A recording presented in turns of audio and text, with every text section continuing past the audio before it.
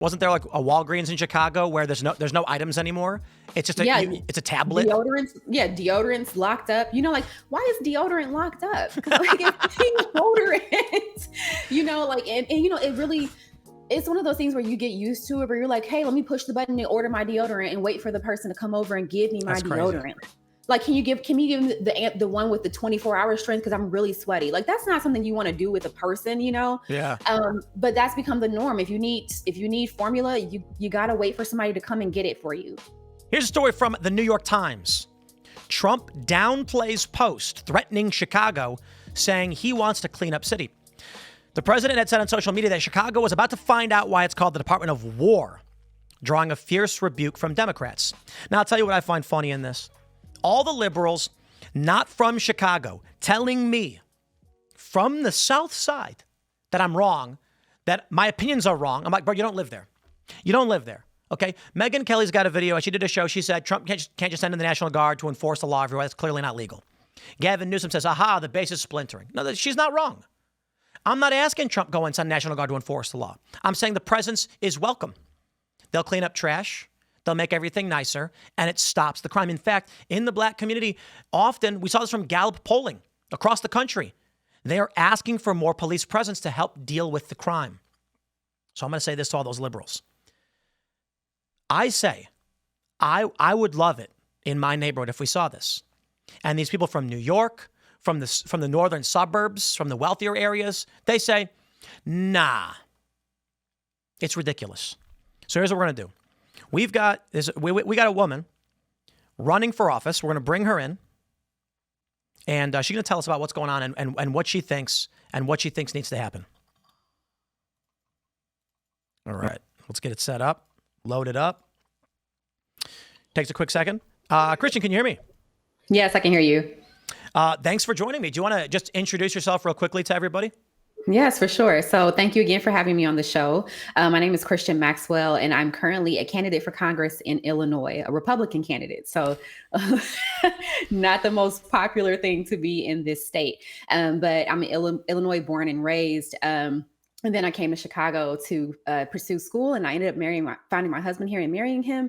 And that's how I ended up being a resident of this amazing city. So right now I'm just in the middle of the fight that a lot of people are in, which is figuring out how to make Chicago a livable place once again. So that's the thing I'm excited to talk about with you today. Yeah, you're running in Congressional District number 1. That was Bobby Rush's district? Yes. And then now most people don't even know, but it's not Bobby Rush anymore. It's Jonathan Jackson. So Jesse Jackson's son, but he flies so low under the radar with his effort that people literally don't even know this man exists. All right. Very easy opening question. Should Trump send in the National Guard? Yes, I do believe Trump should send in the National Guard. And there's a few key reasons for this. So when you think about the National Guard, the entire purpose of the National Guard is to do in-country work. The whole concept of people kind of looking at it like a SEAL team is being deployed on U.S. soil to police and kind of like detain American citizens. That's just not what the National Guard is. And it's really not. It's really sad to see them looked at the way they're being looked at right now, like an enemy force that's going to be against the American citizens. Their entire purpose is to provide support to states while also being able to access federal funding so states don't have to bear the burden of needing those extra resources. So what we see in a lot of other states right now is that a lot people keep bringing up like, oh, red states, he needs to send them to red states first.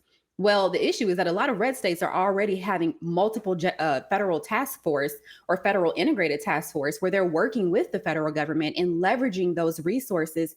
And they have an open door policy.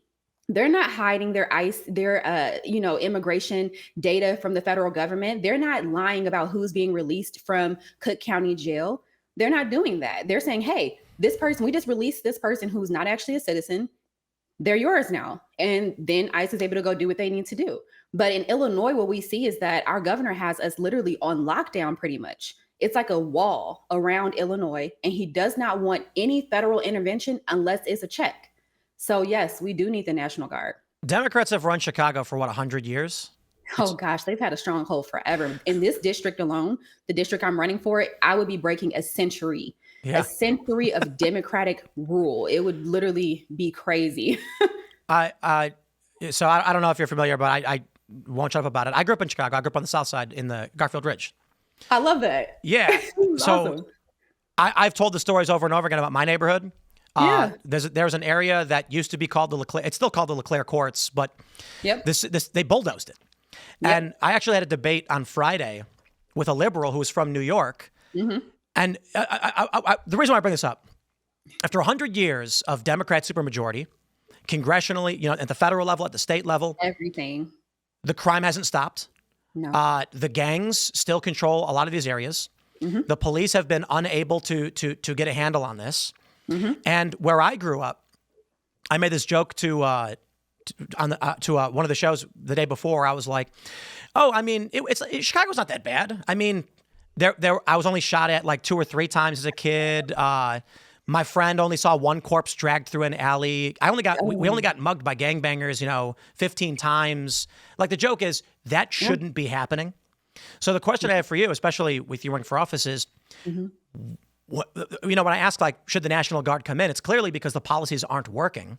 No. Why do you think, after a century, they have not been able to get a handle on this crime? 1 second. And what should they be doing? So what I think they should be doing. So I think as far as the policies, I do believe that the one issue I see right now with a lot of liberals is that they really do want to just do a one size fits all approach to this. So they're like, you know what? We just want to talk to these people. We want to talk to them and we want to give them supplies. And that the only reason they're doing criminal things is because they don't have enough stuff. I know that sounds bad. But here's the thing. There really is a group of people who it's not about how much stuff they have. They are just inherently bad people. And I know that that's something that people don't want to talk about for some reason, but there really are people who are beyond the reach of a dialogue, whether it's a mental health situation or just just being so inundated with criminality that now it really is just the only way you look at life. There are some people who are just inherently bad, whether they're rapers, murderers, drug dealers, like whatever the situation is, there is no talking to them. They're bad. So no amount of affordable housing, no amount of food stamps, no truck parked in their neighborhood with vegetables and cucumbers is going to change how they approach life. Yeah, that you can do that for kids. Please do that for kids. Please do that for women in these neighborhoods. Please do that for people who want to change. But for the people who are not interested in changing, no, we don't want to give them more resources. Here's what it looks like though. When you do open up resources to people who just have a criminal nature, what they end up doing is you'll open up more senior living facilities, and then you'll see their grandsons, these older women, their grandsons will infiltrate the senior living facility and be in their apartment unit, and they can't even get them out. Wow. Like there's a lot of situations like that, or women will have Section 8 and then they'll have a boyfriend who's living there, who's dealing drugs out of a Section 8 unit. And it's like, yeah, this is the housing that she should have because she has children. But her boyfriend is literally not doing a single thing to provide for that household and is not incentivized to do so because his biggest cost is already covered.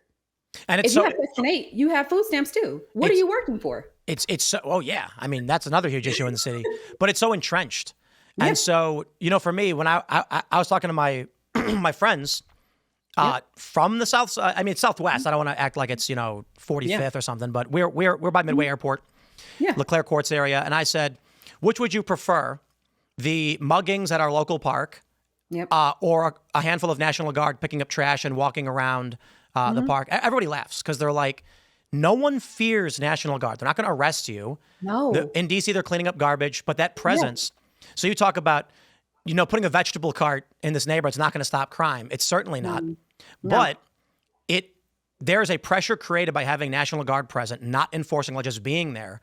Yes. And it's fascinating that it is the well-to-do liberals in the wealthier neighborhoods telling me, my friends, and my family, the protection we're asking for is illegal, illegitimate, and we don't deserve it. Yes. Yeah.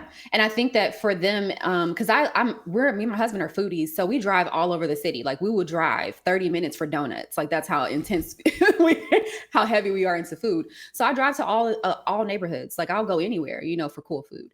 And what I end up seeing a lot on these Saturday mornings is literally what I described on that video. And that morning I made the video, I was literally watching people do exactly what I described.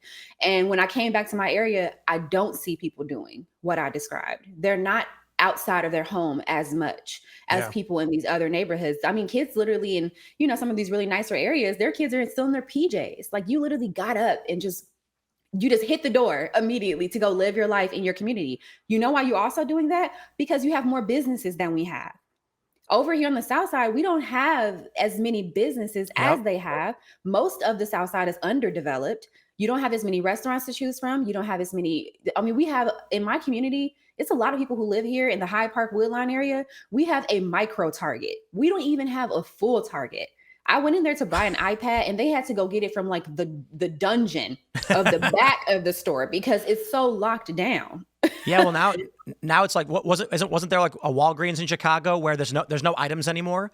It's just it's a tablet. Deodorant's locked up. Like why is deodorant locked up? Because like it's deodorant, and it really, it's one of those things where you get used to it, where you're like, hey, let me push the button and order my deodorant and wait for the person to come over and give me my deodorant. Like, can you give me the one with the 24-hour strength? Because I'm really sweaty. Like, that's not something you want to do with a person, Yeah. But that's become the norm. If you need formula, you gotta wait for somebody to come and get it for you.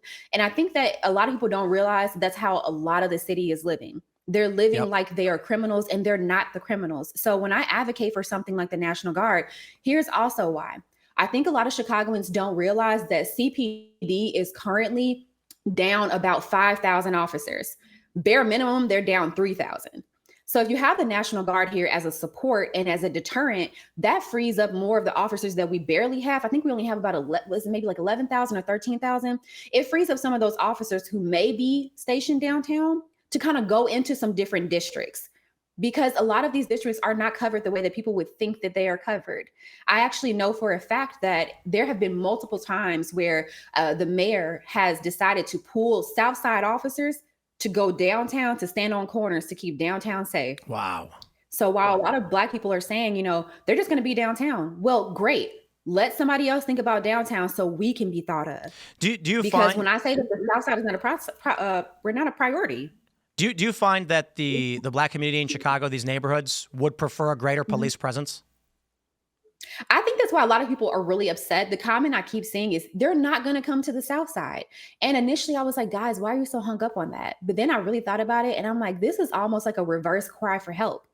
People are basically saying like, they're just going to not think about us again. That's what I think that people are saying when they keep commenting over and over that the National Guard isn't going to come to the South Side. It's because people are used to calling 911 and nobody comes. Even if they do come, the response time for CPD is pretty low. Again, it's not their fault. I don't blame the officers. I blame the mayor for not doing. For one, his promise when he ran was that he was going to hire 200 more detectives. For one, you can hire more detectives to close cases, but also hire the additional officers that we need for the city. He hasn't hired the 200 new detectives. He hasn't hit that goal. And if anything, I think CPD has gotten smaller under his leadership. I wonder if that's like a common Chicago thing that you call 911, nobody shows up. I watched a burglary next door. So I actually live in a really interesting area. It's like I don't want to call it gentrified, but they're knocking down old stuff and putting up $1 million homes. And I literally watched the $1 million home next door to me be burglarized. Like somebody came up on a scooter and started bashing this glass door, patio door on $1 million home. And, wow. And before the $1 million home was even built, 3 guys came up with chainsaws and took their time and robbed the construction containers. I called CPD and nobody ever came. Yeah. And there's always some excuse of priority or something like that. But what are I left when I was 23, so I come back periodically for the holidays. What's it like with the gun laws now? I mean, can you defend yourself? So I think that if you are willing to study the laws pretty much very often, you need to know what you can and cannot do here, because there's a lot of rules on law-abiding citizens. There's more rules for us than obviously it is for criminals. So if you don't understand what is considered your castle, like you can't your car is not an extension of your castle here in Chicago. So if your car is being burglarized, like there's not much you can do. You have to be in and you should always have to be in imminent harm in order to use a weapon. I definitely feel that. But the way that you can really get caught up and end up in jail as a law-abiding citizen if you don't know all of the rules and regulations for how to use your weapon here, you can get in a lot of trouble. And to be honest, they would probably throw the book at you even more than they would actual criminal. Oh So yeah. if you, I would say anybody in Illinois, you should have your FOID, even though it's really ridiculous that you have to have one. But you should have your FOID, and then you need to go and get your concealed carry, because it's your job to self-rescue. In a state like Illinois, they cannot rescue you. You have to self-rescue. It takes an officer, even in a good area, it takes officers to like 15 minutes to get to you in a good area. Yeah. What are you going to do for 15 minutes if you don't have a weapon and you don't know how to use it? You're going to die. So, or be raped or whatever. For women who, I see a lot of women walking around, I'm like, I really hope that you have something in that little pouch besides lip gloss, because it's a lot more going on here than Chicago's going to tell you, because they're not transparent about how much crime is happening in this city because they want you to feel safe. It's not safe. Yep. And I think that DC was accused of doing this too, flubbing the numbers to make it seem like everything's safe. We want to get those tourists in here. Yes. And then Chicago's pretty brutal. It's pretty. It's really brutal. Yeah. People don't realize. I did a video on TikTok and I was talking about. I'm like, guys, I don't know if you know, but there's a really extensive cartel presence in Illinois, and some people were like, "Oh man, don't talk about it. Don't talk about it." I'm like, but no, let's talk about it, because when you have a cartel presence, that means you have a trafficking presence, and if you're, a young woman, like you're a commodity. Like you have to be aware of your surroundings in a way that's a lot higher here. And I think that a lot of people just think of gang violence and it's like, oh, it's just some black guys on the South Side. Like, no, there's a lot of different types of crime in Chicago. This is why you see, there was just recently, it was a Chinese person who was, I think the DA got them because they were trying to change over $65 million from a transaction for fentanyl. Jeez. And then there was just recently a major cartel leader from the Sinaloa cartel, I believe, apprehended here or charged here. I'm like, that's like Mexico. Yep. I'm like, this is not Chicago's. It's so beautiful. It's so beautiful, but do not let that fool you. There is a real criminal element here that goes so much deeper than just black guys on the South Side, where people are like, they shouldn't be over policed. I could care less about the crime that people think this is about. There's something that the government knows that we're not 100% aware of that I for sure want them to come and handle. Please come and handle that. What I just never understood, and it's one of the reasons why I decided to leave the city, is how after 100 years, they've not solved anything. I mean, we go back 100 years, we're talking about Al Capone. And you still have violent crime, and the gangs have gotten worse. Yes. And but why do people keep voting for the same thing and for the same people? It's just not getting solved. So that's something that I've been looking into as well. There are less and less people voting in these elections. Even though there is still a Democratic stronghold, they have just broken the will of so many conservative or even moderate Democrat voters to the point where they just don't show up. If you even look at for some of the surrounding suburbs where there's mayoral elections, you'll have a mayor win with like 1,400 votes. Wow. That's like an event. That's not like a town's worth of people.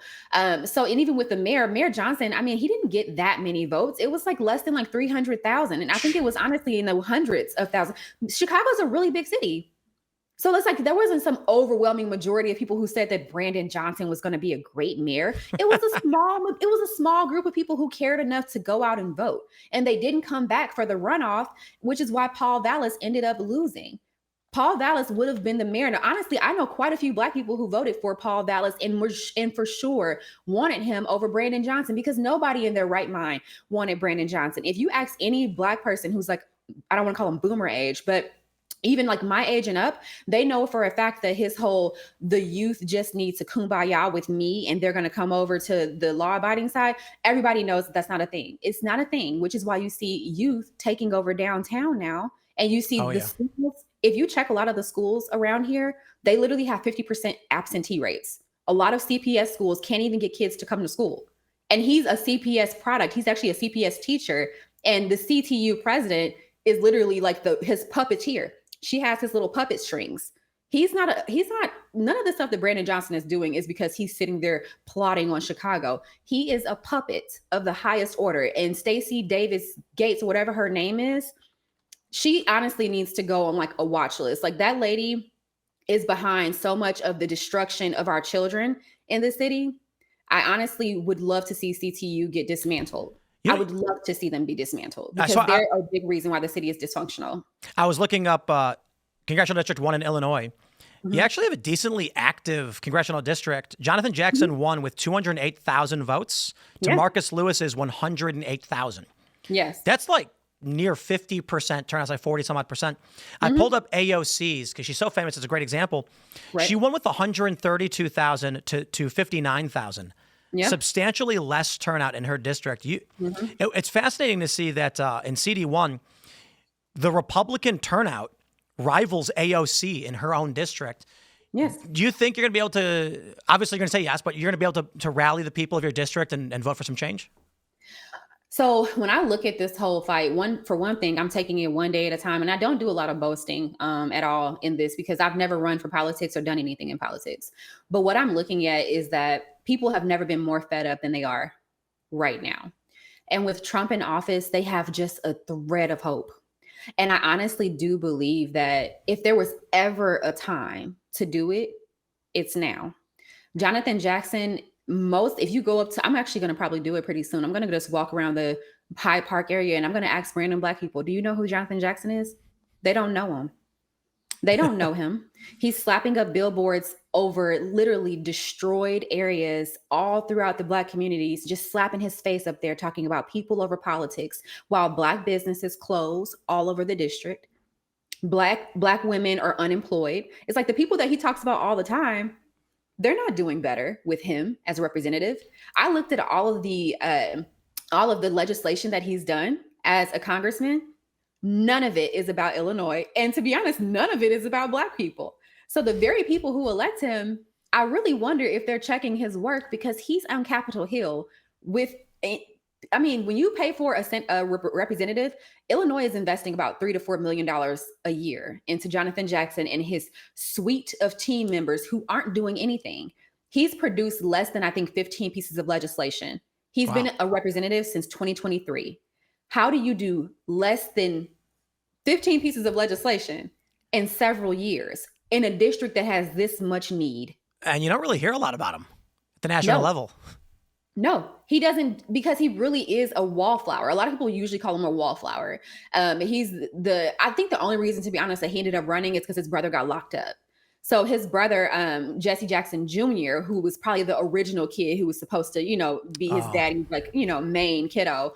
But he embezzled about $800,000 of his own campaign funds. So he had to get locked up for a little bit. He just got back out and put his little intellectual glasses back on, and he thinks he's going to run in District 2. That should not be a thing. You shouldn't get fresh out of prison and then go try to run for a representative again and think that you have a shot. But in Illinois, these men, the true oligarchy, which is Jesse Jackson Sr., Jesse Jackson Jr., and Jonathan Jackson, that's an actual oligarchy because they love that phrase. They think that they own Illinois and that this is their way to just keep themselves top of mind a little bit, keep a decent little salary, a decent salary to put on the books and to just stay relevant. But Illinois is tired of being a toy. Yeah. How many in the past 20 years, how many politicians in Illinois went to prison? I mean, oh man, it's actually sad because I can't count at this point. That's a normal thing is for, Illinois politicians to end up going to not just they don't even just get a civil suit. I mean, they really go to prison to do hard time. That's how I'm they don't just do a little bit of crime or kind of just overstep a little bit. No, they just they're no, I'm going for it. I'm going to embezzle $1 million almost and, have to do multiple years. And I just can't understand how that's normal. But also that's why I know that I want the National Guard to come and I want Trump to have his eye on Illinois because I know why they don't want his eye on Illinois because of the level of corruption. Yep. When during the pandemic, Pritzker kept Illinois in disaster mode longer than almost any other state, I think, in the US.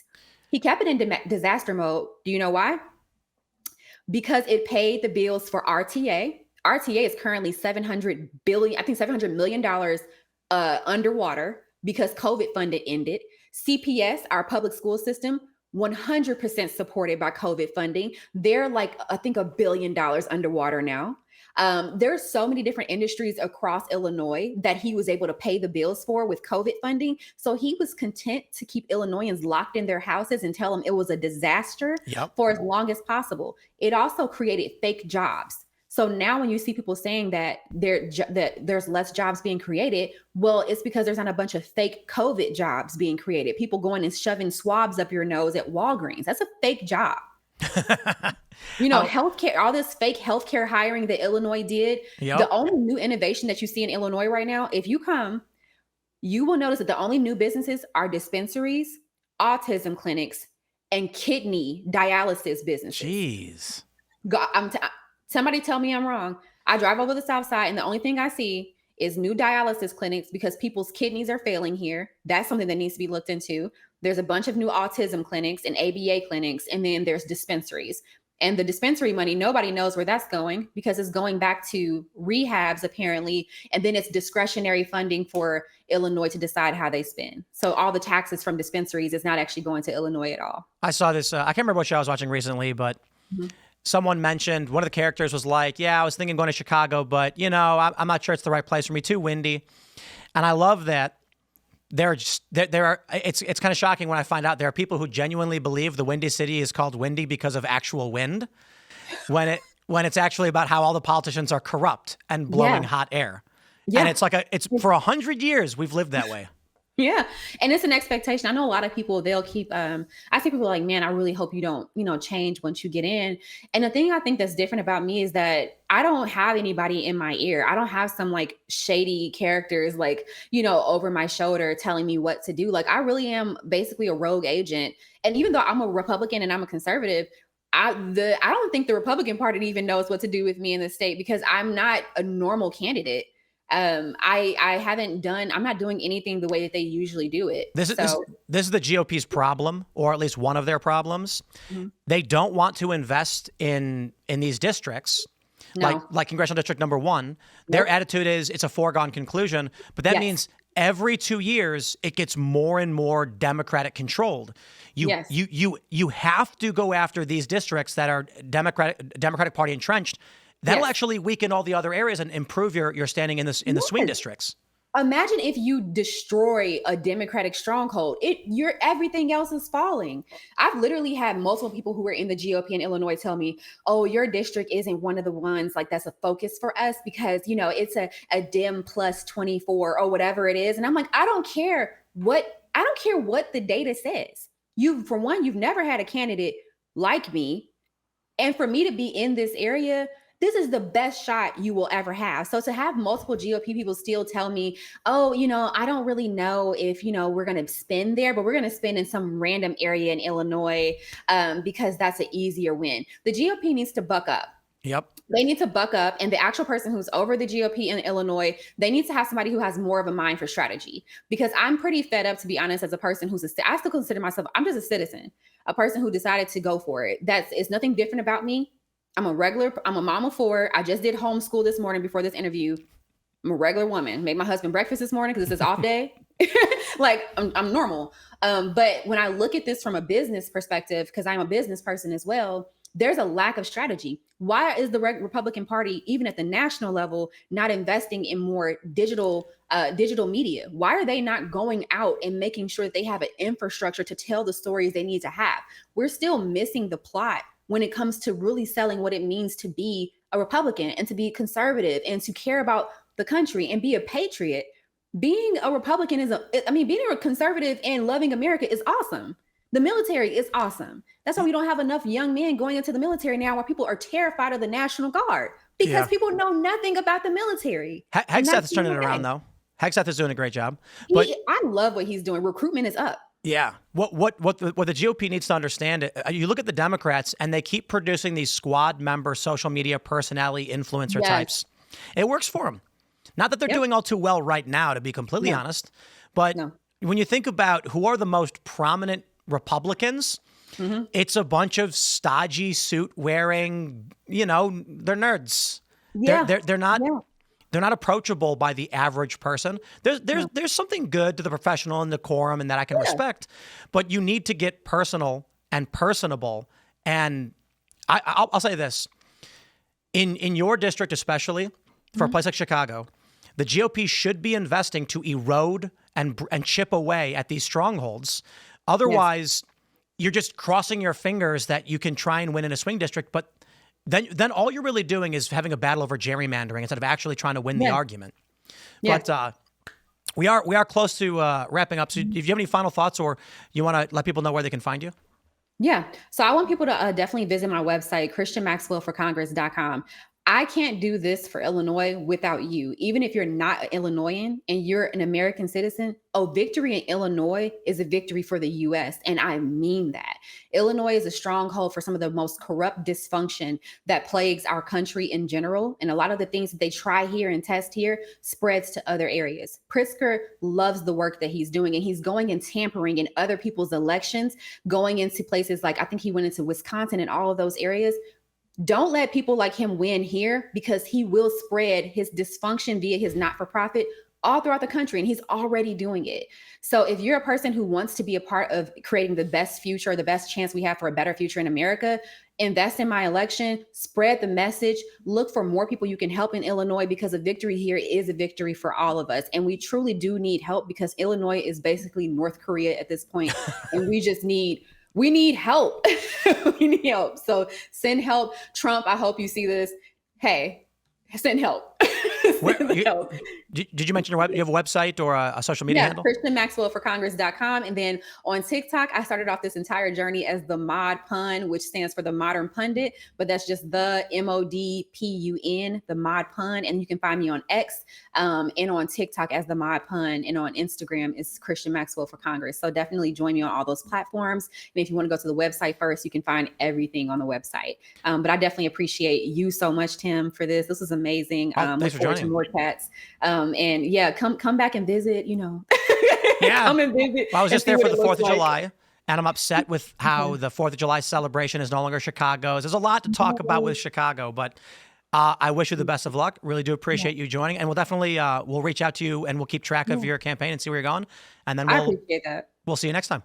Okay. Thank you so much, Tim. Take care. Bye-bye.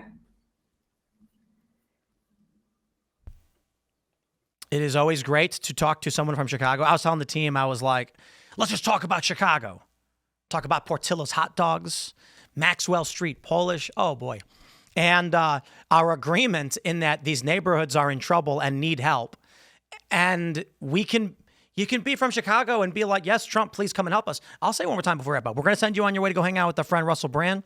Smash the like button. Share the show with everyone you know. I believe we got Russell gearing up. You never know. Sometimes he's off, but he's currently gearing up. Follow me on X and Instagram at Timcast. Join our Discord server.